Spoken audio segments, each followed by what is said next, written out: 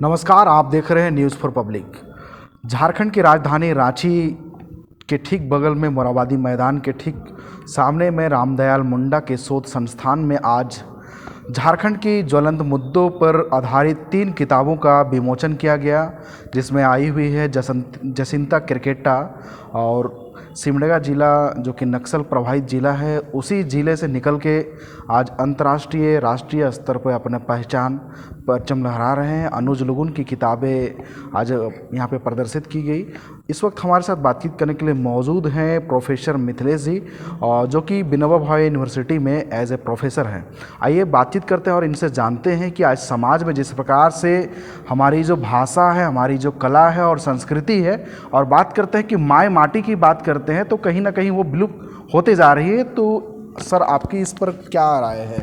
आज देखा जा रहा है कि हम अपनी क्षेत्रीय भाषा या फिर अपनी जो रीजनल जो भाषा है उसको बोलने से कतराते हैं और कहीं ना कहीं इसकी वजह से हमारी जो कला और संस्कृति है उसको हम भूलते जा रहे हैं। क्या आपकी राय? देखिए, यह दौर जो है संजय जी, वो अंतर्विरोधों और विसंगतियों का दौर है।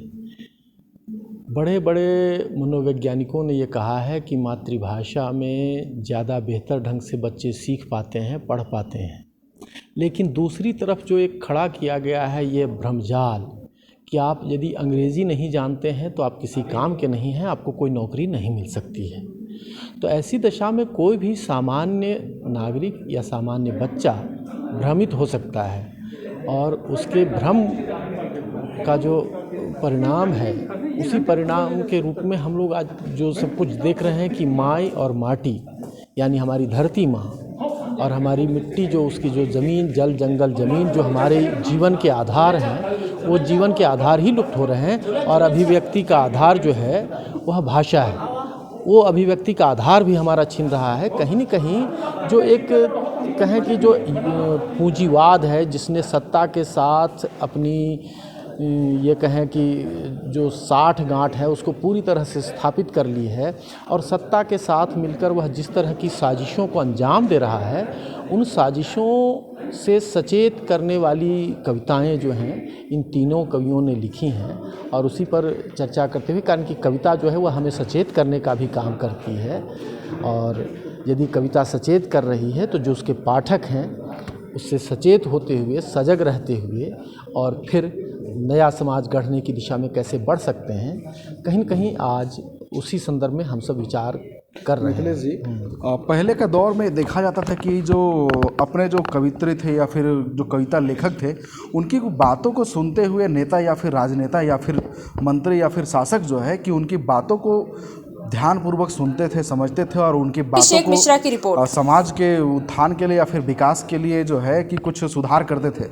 लेकिन अब के जो नेता और राजनेता जो है कि बस एक कान से सुनना है, दूसरी कानों से सुनते हुए दरकिनार कर देना है, और उनकी बातों को बस या फिर कविता को सीधे एक मनोरंजन के तौर पे देखा जा रहा है। आपको कितना कचोटता है एज ए प्रोफेसर? नहीं, देखिए, दोष राजनेताओं का जिस रूप में है उस वक्त देखिए वो एक सामाजिक और सांस्कृतिक दोष के रूप में है। पहले के राजनेता जो थे वो खुद पढ़ लिख कर आए हुए थे। आज के राजनेताओं को आप देखें तो कोई अपनी डिग्री बताने तक के लिए तैयार नहीं है कि हम कितना कुछ पढ़े लिखे हैं, मतलब जो अकादमिक डिग्रियां हैं। तो ऐसी दशा में हम कैसे ये उम्मीद करें कि कोई नेता हमारी कविता को समझेगा भी? कविता को समझने के लिए या पूरे साहित्य को समझने के लिए एक विशेष प्रशिक्षण की भी आवश्यकता होती है, और वो उसमें प्रशिक्षित नहीं है। पहले के राजनेता प्रशिक्षित थे, वो कविताओं के महत्व को जानते थे, वो इतिहास और संस्कृति सब चीज़ पर उनका गहरा अध्ययन होता था।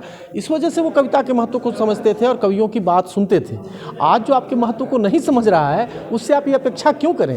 तब तो जाहिर है कि जो नेता के समानांतर जो जनता है, जो जनता उसके सामने खड़ी है, उस जनता को हम जगाने का काम करें, और कविता कहीं न कहीं आज जनता को जगाने का काम कर रही है। मिथिलेश जी, आपसे एक आखिरी सवाल ये है कि चूँकि आज के समय में बच्चे तो हमारे पढ़ाई कर रहे हैं, पढ़ाई के तौर भी तरीका भी बदल गया है, नए सदी आ रही है, नए समाज आ रहे हैं, तो अभी देखा जा रहा है कि बच्चे जो है कि अपना रीजनल लैंग्वेज है, जो अपना क्षेत्रीय भाषा है, उसको भूल जा रहे हैं। इंग्लिश में बात कर लेते हैं, लेकिन हम बात करें कि 69 हुआ तो 69 क्या है, उन्हें दिन में ही तारा नज़र आ रहा है। क्या लगता है कि एज ए प्रोफेसर आप हिंदी को भूल रहे हैं, वो इंग्लिश को याद कर ले रहे हैं? किस तरह से समाज को ये देख रहे हैं? यही हमने इसका जवाब कहें कि अब पहले जो दिया था आपके सबसे पहले सवाल के संदर्भ में, देखिए ये पैदा किया गया है कि यदि आप अंग्रेज़ी नहीं जानते हैं तो फिर आप कुछ नहीं जानते हैं। ठीक उसी तरह से जैसे आप देखिए कि फलां वाला डिओड्रेंट आप नहीं लगाते हैं तो फिर आप लड़की नहीं पटा सकते हैं।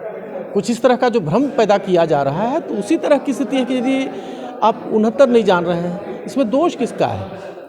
एक तरह से देखिए कि पूरा एक वैश्विक अभियान है और उस वैश्विक अभियान के तहत जो एजुकेशन फॉर ऑल के नाम पर जहां ये बात की जा रही है कि बचपन से ही फ्रॉम क्लास 1 अंग्रेज़ी की पढ़ाई कराई जाए बच्चों में, एक तरफ आप ये भ्रम भी खड़ा कर रहे हैं और दूसरी तरफ कह रहे हैं कि नहीं मातृभाषा को आप नहीं जान रहे हैं। तो दोनों उम्मीद जो कर रहे हैं कि भाई आप ब्रेक लगाना भी चाह रहे हैं और एक्सीलेटर दबाना भी चाह रहे हैं, ये उसी तरह की स्थिति उत्पन्न की गई है। ऐसी दशा में दोष बच्चों का नहीं है, दोष हमारी व्यवस्था का है और उस व्यवस्था के अंग के रूप में हम जो अभिभावक हैं, जो नागरिक हैं, जिनके ऊपर जवाबदेही है नई पीढ़ी को गढ़ने की, कहीं न कहीं उनका दायित्व ज़्यादा है इसमें। मिथिलेश जी, जाते जाते एक आखिरी सवाल, अंदर अभी बातचीत चल रही थी, इस बात को जिक्र किया गया, कल तक आदिवासियों को पूरा दुनिया देखती थी, आज परिवेश बदला, समय बदला, आज आदिवासी पूरी दुनिया को देख रही है।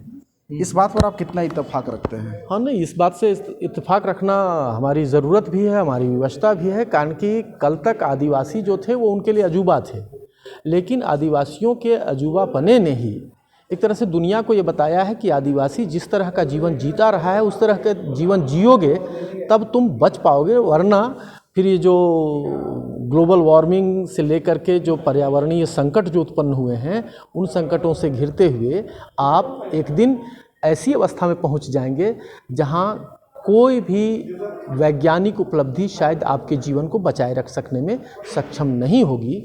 और गांधी को याद कीजिए कि गांधी जब कहते हैं कि प्रकृति के पास इतना सब कुछ है कि वो हर किसी की आवश्यकता की पूर्ति कर सकती है, लेकिन किसी भी एक व्यक्ति के लालच की पूर्ति वो नहीं कर सकती है।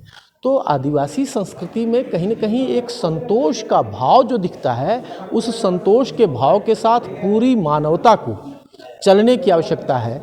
और इसी दशा में कहते हैं कि आज आदिवासी को सारे लोग देख रहे हैं, आदिवासी समाज को देख रहे हैं, उसकी परंपराओं को देख रहे हैं, उसकी संस्कृति को देख रहे हैं, उसके जीवन दर्शन को देख रहे हैं। तो ये थे प्रोफेसर मिथिलेश जी, जिनका साफ तौर पे समाज को भी संदेश है और सरकार को भी संदेश है कि देखा जा रहा है कि समय के साथ समाज बदल रही है, लेकिन सोच कहीं ना कहीं बदलती जा रही है अपने भाषा को लेके, अपने संस्कृति को लेके, लेकिन कहीं ना कहीं हम अपने विरासत को भूलने का भी एक नाकाम कोशिश भी करते जा रहे हैं। इस खबर में सिर्फ इतना ही। देश दुनिया के तमाम ताज़ा खबर से अपडेट रहने के लिए देखते रहें न्यूज़ फॉर पब्लिक। सहयोगी ज्योति के साथ संजय कुमार, रांची।